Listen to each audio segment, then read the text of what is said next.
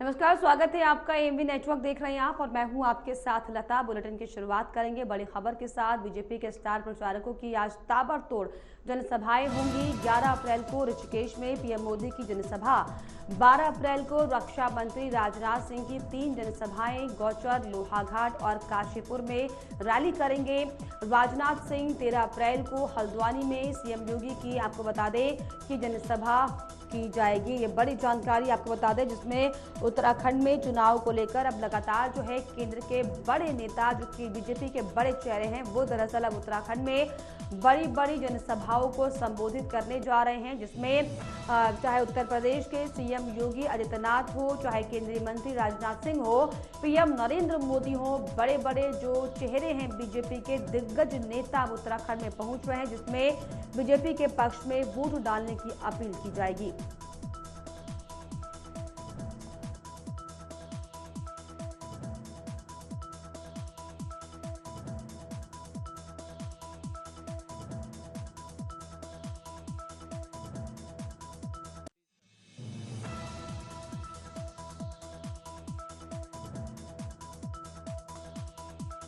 आपको बताएं कि लोकसभा चुनाव के लिए अब जो है काउंटडाउन शुरू हो चुका है। ऐसे में 11 अप्रैल को ऋषिकेश में पीएम मोदी की जनसभा होगी।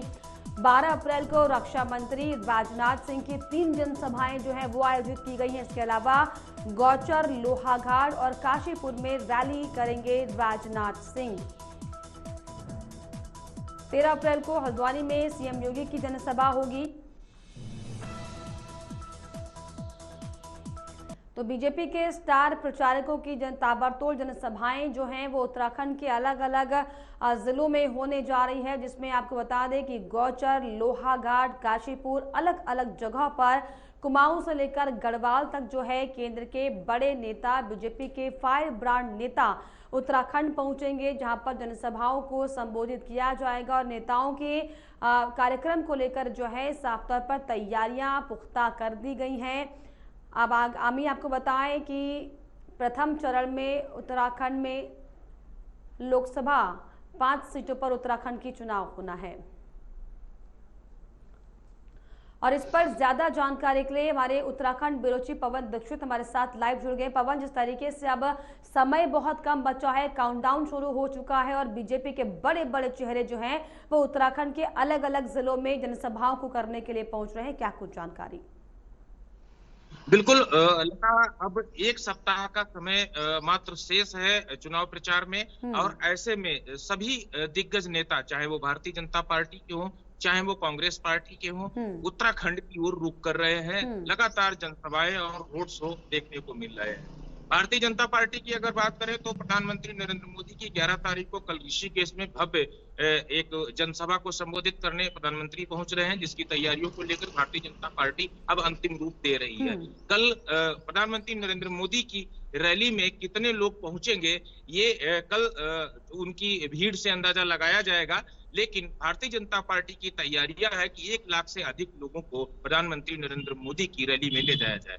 लेकिन उसके साथ ही भारतीय जनता पार्टी के तमाम अन्य वरिष्ठ नेता, केंद्रीय जो वरिष्ठ नेता है, स्टार प्रचारक हैं, उनके दौरे भी प्रस्तावित हैं, जिसमें 12 तारीख को राजनाथ सिंह रक्षा मंत्री, उनके 3 दौरे एक दिन में होंगे, जिसमें अल्मोड़ा लोकसभा की लोहाघाट विधानसभा क्षेत्र में एक उनकी जनसभा वो संबोधित करेंगे और उसके बाद में पौड़ी लोकसभा की जो गोचर में एक जनसभा को संबोधित करेंगे चमोली जनपद की, और नैनीताल के काशीपुर में, उधम सिंह नगर के काशीपुर में वो एक जनसभा को संबोधित करेंगे। इसके साथ ही उत्तर प्रदेश के मुख्यमंत्री योगी आदित्यनाथ के भी दौरे प्रस्तावित हैं। 13 तारीख को वो हल्द्वानी में एक जनसभा को संबोधित करेंगे और 14 तारीख को वो कोटद्वार और रुड़की में, हरिद्वार की रुड़की में वो एक जनसभा को संबोधित करने वाले हैं।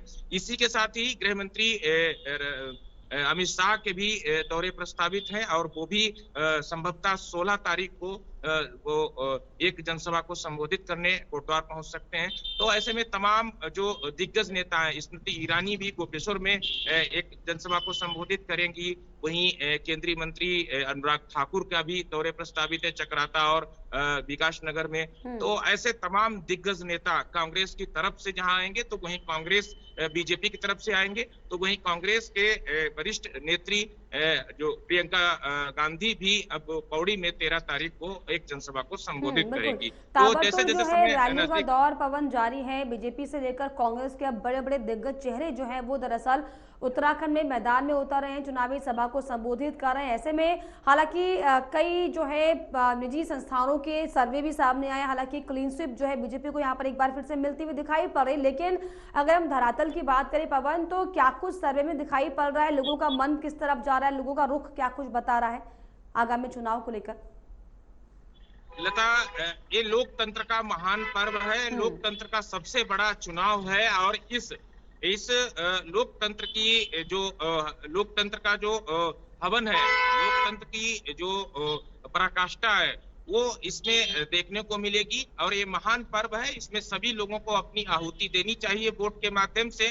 और इसके लिए जहां चुनाव आयोग भी तैयारियों में जुटा हुआ है, तो वहीं जो दल है, जो राजनीतिक दल है, वो अपने प्रत्याशी के पक्ष में मतदान करने के लिए जनता से अपील कर रहे हैं।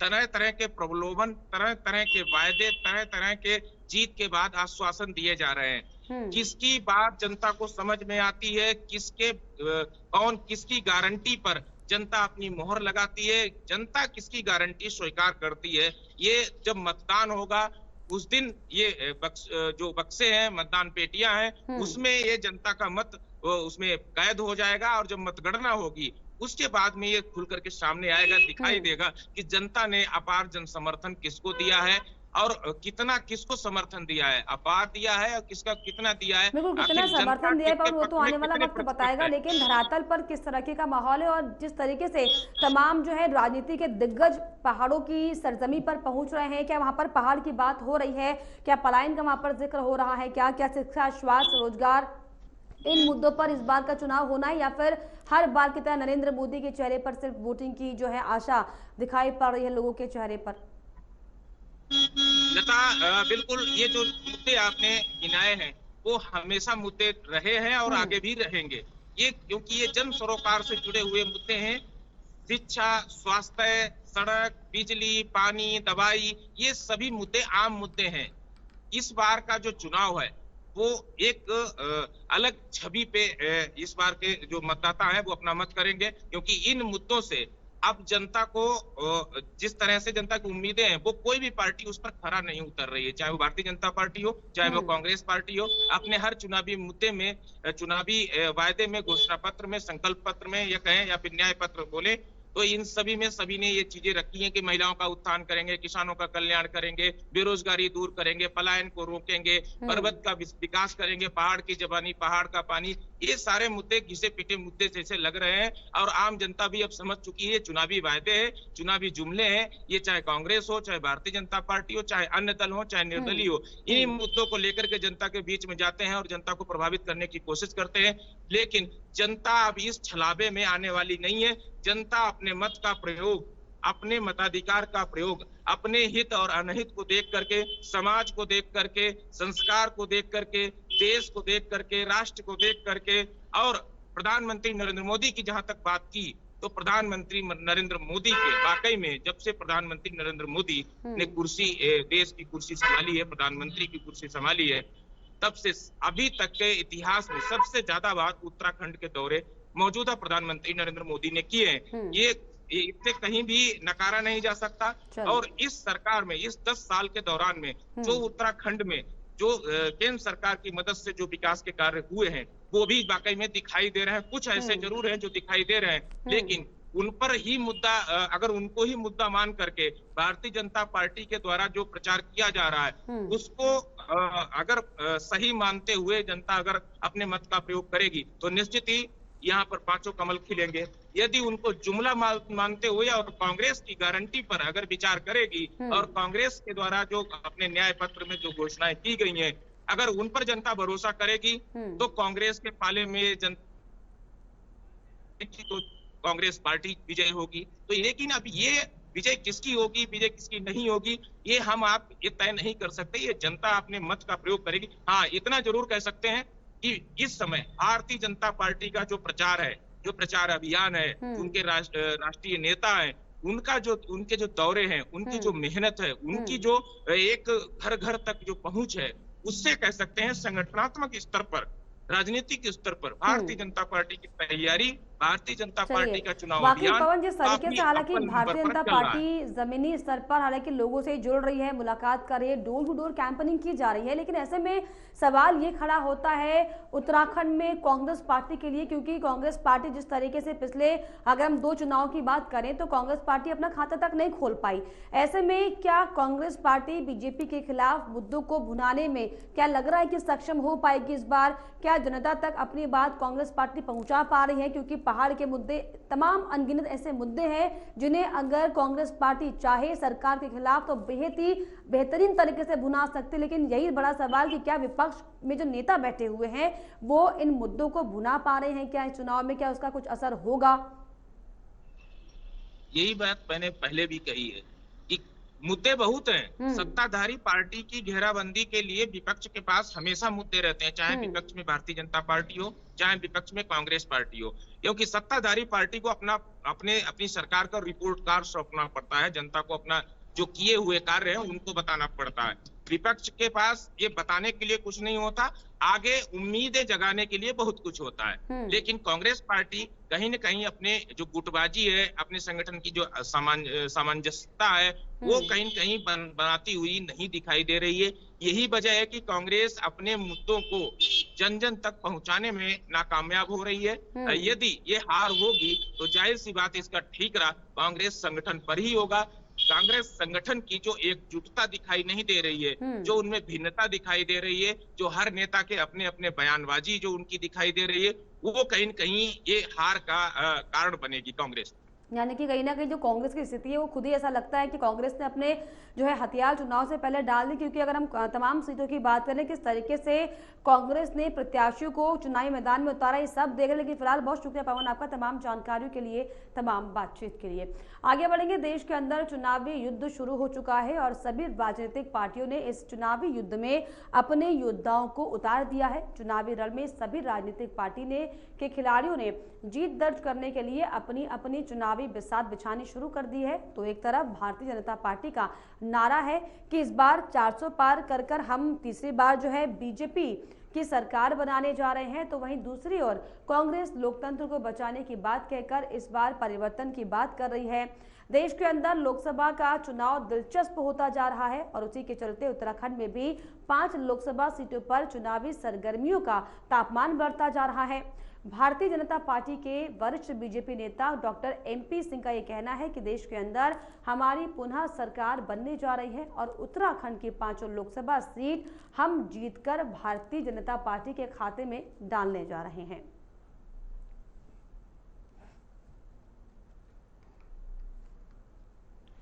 पांचों लोकसभा सीटें हम जीत रहे हैं और भारी बहुमत से जीतेंगे।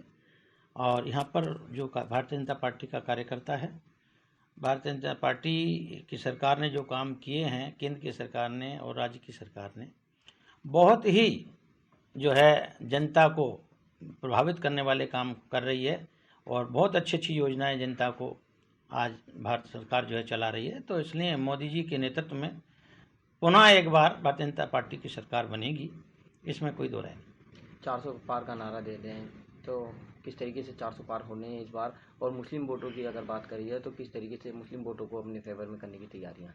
देखिए, जो केंद्र सरकार की योजनाएं हैं उनका फ़ायदा हिंदुस्तान का हर व्यक्ति उठा रहा है, हर गरीब उठा रहा है। तो जनता को भी चाहिए कि जो सरकार उनकी हेल्थ की, उनकी घर की, उनकी गैस की, उनके जो है खाने की व्यवस्था कर रही है, तो ऐसी सरकार को वोट हर व्यक्ति को देना चाहिए।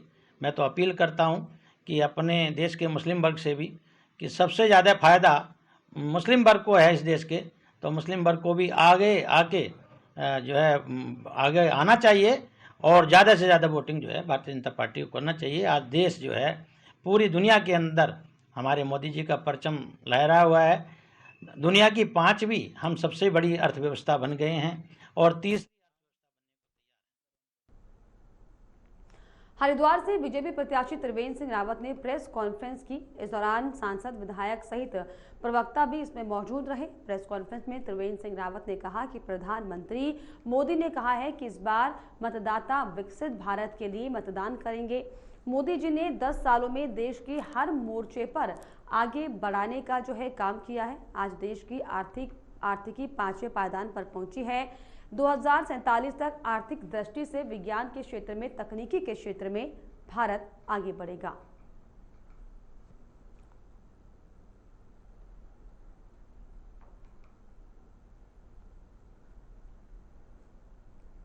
कांग्रेस हाईकमान ने उत्तराखंड चुनाव कैंपेन कमेटी का गठन कर दिया है। ऑल इंडिया कांग्रेस कमेटी ने 100 नेताओं को कैंपेन कमेटी की जिम्मेदारी दी है। पूर्व कांग्रेस प्रदेश अध्यक्ष एवं विधायक प्रीतम सिंह, जो कि उत्तराखंड चुनाव कैंपेन कमेटी का अध्यक्ष बनाया गया है।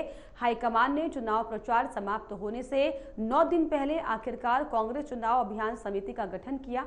कांग्रेस राष्ट्रीय महासचिव केसी वेणुगोपाल की ओर से जारी सूची में इस कमेटी का सह संयोजक पूर्व विधायक हीरा सिंह बिष्ट को बनाया गया है।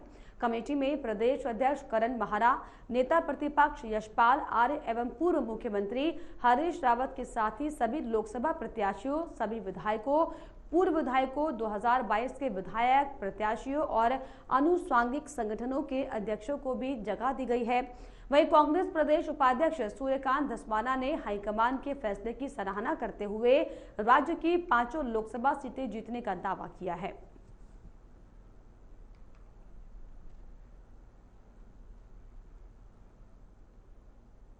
प्रीतम सिंह जी को कैंपेन कमेटी का चेयरमैन बनाया गया है। योग्य नेता है, बहुत तजुर्बेकार नेता है। लगातार उत्तराखंड की हर असेंबली में वो मेंबर रहे, राज्य के मंत्री रहे, उत्तर प्रदेश की असेंबली में मेंबर रहे, उत्तराखंड में पार्टी के प्रदेश अध्यक्ष रहे, नेता प्रतिपक्ष रहे। उनसे ज्यादा तजुर्बा किसी को है नहीं। मैं समझता हूँ पार्टी ने बहुत समझदारी का काम किया है। श्री प्रीतम सिंह जी के नेतृत्व में हम सब लोग कैंपेन कर रहे हैं और करेंगे। उत्तराखंड बीजेपी ने प्रधानमंत्री नरेंद्र मोदी के ऋषिकेश में आयोजित होने वाली चुनावी रैली को ऐतिहासिक बनाने की तैयारी तेज कर दी है। पार्टी ने रैली में 1.5 लाख कार्यकर्ताओं को जोड़ने का लक्ष्य रखा है। इसके लिए हर विधानसभा से कम 5,000 कार्यकर्ताओं को बुलाया जाएगा। बीजेपी प्रदेश महामंत्री आदित्य कोठारी ने बताया कि प्रधानमंत्री की रैली में 1.5 लाख से ज्यादा कार्यकर्ता आएंगे। उन्होंने कहा कि 23 विधानसभा क्षेत्रों से 5-5 हजार कार्यकर्ता बुलाए जा रहे हैं, जबकि शेष कार्यकर्ता ऋषिकेश और आसपास के क्षेत्रों से आएंगे। प्रधानमंत्री की रैली की तैयारियां शुरू कर दी गई हैं और 11 अप्रैल को ऋषिकेश में ऐतिहासिक रैली आयोजित कराने का निर्णय भी लिया गया है।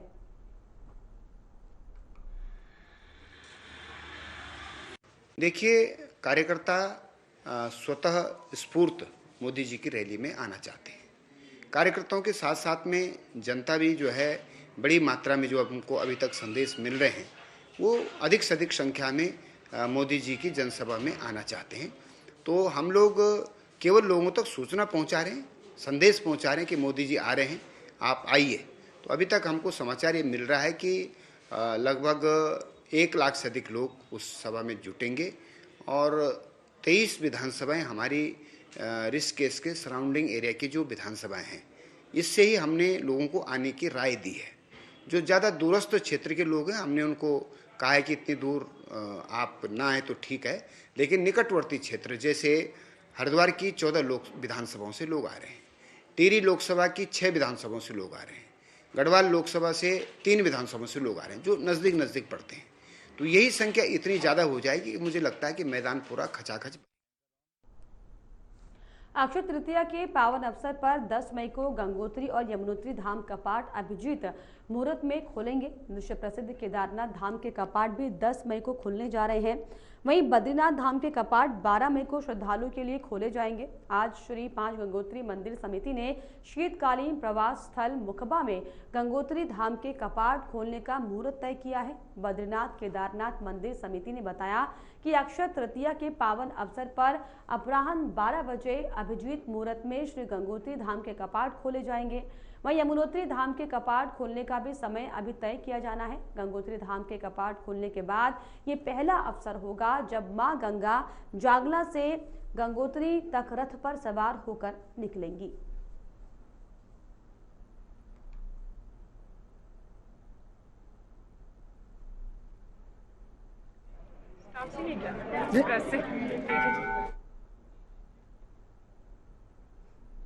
और अब खबर हरिद्वार से, जहां पर हरिद्वार ग्रामीण विधानसभा में मुख्यमंत्री पुष्कर सिंह धामी बीजेपी प्रत्याशी त्रिवेंद्र रावत के समर्थन में एक जनसभा को संबोधित करने पहुंचे थे।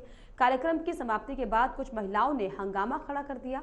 इस दौरान झबरेड़ा विधानसभा के पूर्व बीजेपी विधायक देशराज कारणवाल हंगामा कर रही महिलाओं से उलझ गए और देखते ही देखते कई महिलाओं का गुस्सा सातवें आसमान पे पहुंच गया और महिलाओं ने पूरे विधायक सहित बीजेपी को खूब खरी खोटी सुनाई। आपको बता दें, दरअसल वहां पर महिलाएं एक निजी कंपनी द्वारा बीमा के पैसे गबन करने की शिकायत करने के लिए जनसभा में पहुंची हुई थी, लेकिन कोई सुनवाई नहीं होने पर इन महिलाओं ने बीजेपी नेताओं को खूब खरी खोटी सुना डाली। इसके साथ ही आगामी लोकसभा में बीजेपी के समर्थन में मतदान न करने की चेतावनी दी है। पूर्व विधायक ने हंगामा कर रही महिलाओं को कांग्रेस की साजिश बताया है।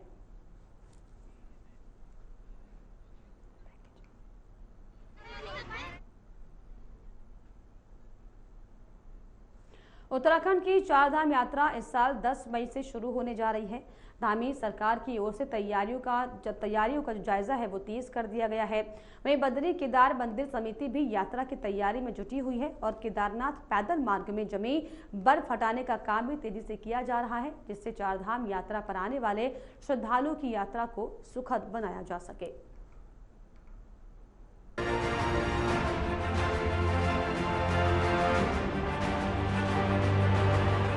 उत्तराखंड की विश्वविख्यात चारधाम यात्रा का शुभारंभ 10 मई को अक्षय तृतीया के मौके पर गंगोत्री धाम के कपाट खुलने के साथ होगा। गंगोत्री धाम के कपाट खुलने के बाद यमुनोत्री धाम और उसके बाद केदारनाथ, फिर बद्रीनाथ और आखिर में सिखों के सबसे बड़े धार्मिक स्थल हेमकुंड साहिब के कपाट खोले जाएंगे।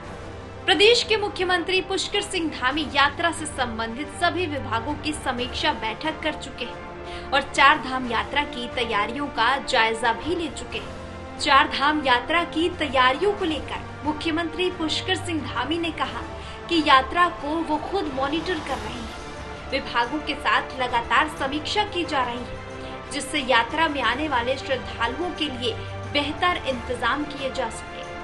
उन्होंने कहा कि यात्रा में देश विदेश से आने वाले श्रद्धालुओं को सरल और व्यवस्थित यात्रा का अनुभव कराने के लिए सरकार हर संभव प्रयास कर रही है। चारधाम यात्रा की पूरी तैयारियां हो गई हैं और लगातार मैंने भी उसकी समीक्षा की है। सभी प्रकार की व्यवस्थाओं को सुनिश्चित कर रहे हैं, लोगों की अच्छी यात्रा हो, लोगों के लिए सुरक्षित हो, सुगम हो, सरल हो और किसी को कोई चारधाम में आने वालों को कोई परेशानी न हो, क्योंकि देश दुनिया के तीर्थयात्री आते हैं, श्रद्धालु आते हैं, धार्मिक लोग आते हैं, उन सब की भावनाओं को ध्यान में रख के काम करें। राज्य सरकार के साथ साथ बद्री केदार मंदिर समिति केदारनाथ और बद्रीनाथ में आने वाले सभी श्रद्धालुओं के लिए पैदल यात्रा मार्ग को दुरुस्त करने में जुटी हुई है, जबकि केदारनाथ धाम में यात्रियों के रहने की व्यवस्था भी की जा रही है। पिछले साल हुई यात्रा में श्रद्धालुओं के सैलाब ने नए रिकॉर्ड कायम किए थे, जिसको देखते हुए इस साल भी उम्मीद की जा रही है कि यात्रा में फिर से नया रिकॉर्ड कायम होगा।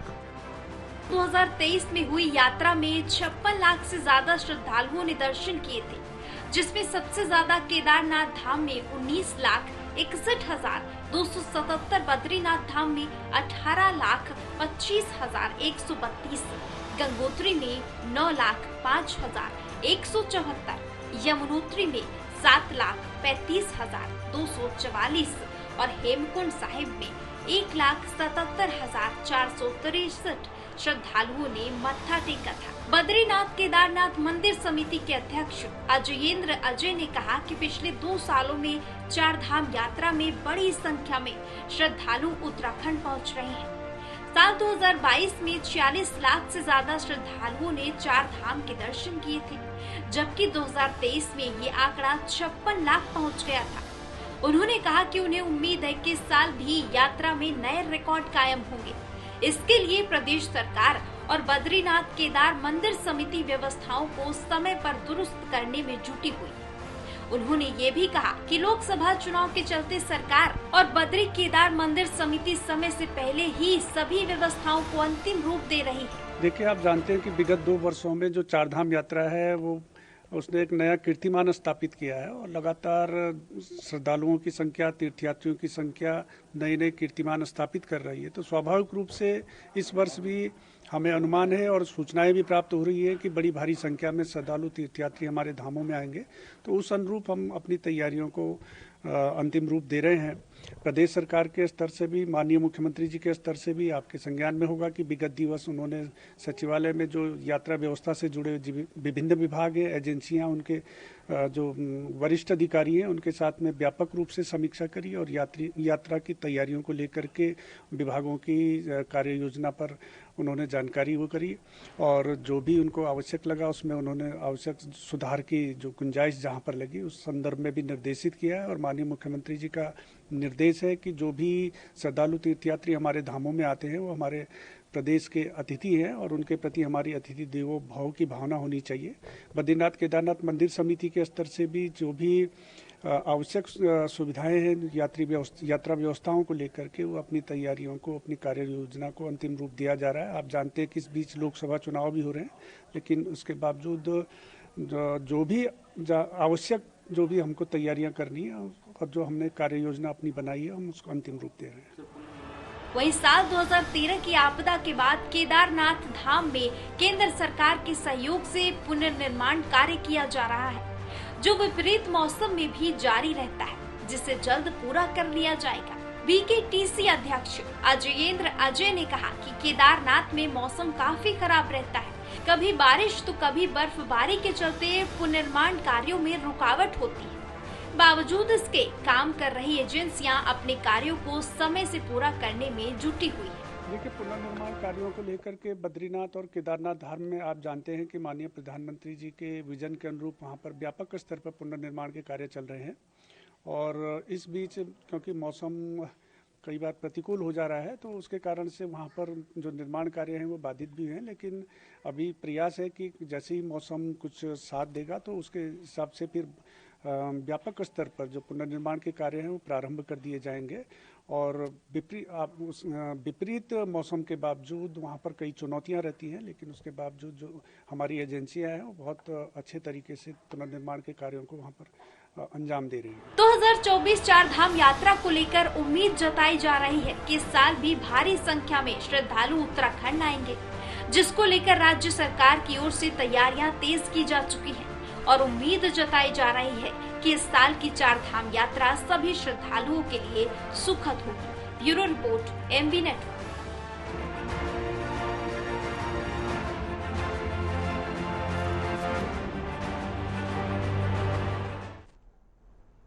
और इसी के साथ इस बुलेटिन में फिलहाल इतना ही। देश और दुनिया की तमाम खबरों के लिए आप देखते रहिए MB नेटवर्क। नमस्कार।